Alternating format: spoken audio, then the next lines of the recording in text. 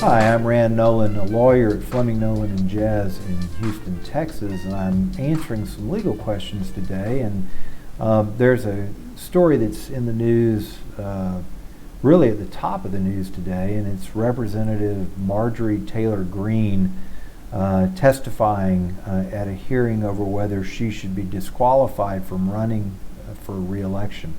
For those who don't know, Representative Greene is from Georgia, and she is a fairly controversial figure. Apparently either is now or has been a QAnon adherent. She was stripped of her committee duties as a result of some of her conduct that she engaged in early on when she entered Congress.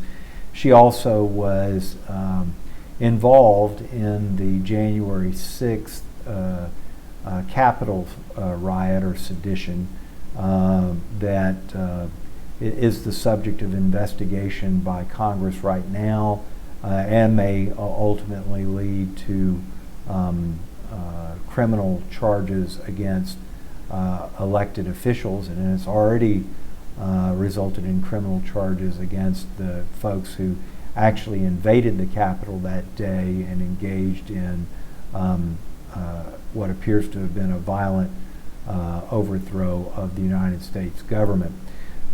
Representative Greene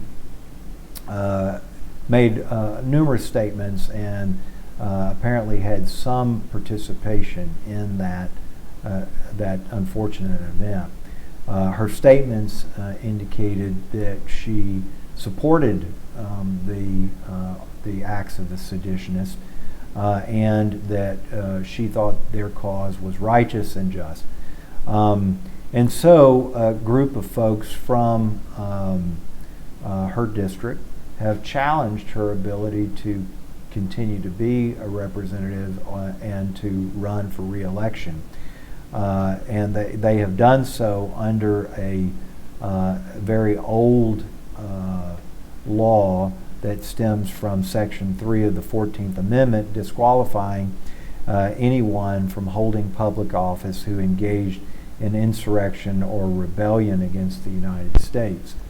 That issue right now is the subject of the legal proceeding occurring in Georgia, is whether or not she can stand for re-election having done the activities that she did. So that issue will be decided. The evidence is being taken as I speak, and I don't know what the outcome of that will be. It will be up to the court to determine even whether the case can go forward. So we don't know what the outcome will be.